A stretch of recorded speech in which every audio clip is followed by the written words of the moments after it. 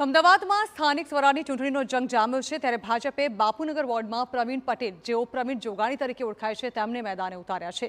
પ્રવીણ જોગાણીના ઘરે સમર્થકો અને પરિવારના સભ્યોમાં અનેરો ઉત્સાહ જોવા મળી રહ્યો છે।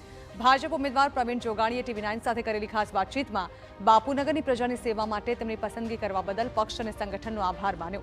સાથે જ બાપુનગરના સ્ટેડિયમ નમો વન સહિતના પ્રોજેક્ટને આગળ વધારવાનું વચન આપ્યું।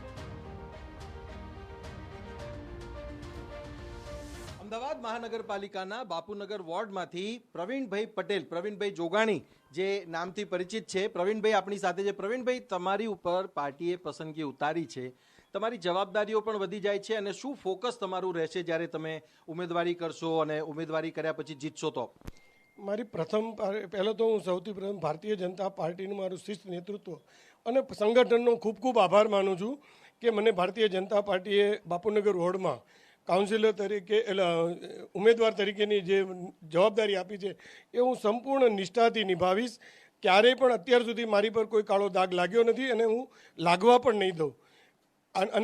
અને દરેક નાગરિકનું દિલથી ઈમાનદારીથી હું કામ કરીશ, કરતો હતો અને કરતો રહીશ। બાપુનગર વોર્ડની જ્યારે વાત કરીએ તો કઈ કઈ બાબતો તમે ખાસ જોઈ રહ્યા છો કે જે લોકોને સ્પર્શતી છે અને એ તમારા મનમાં પણ છે કે મારે આ કરવું છે?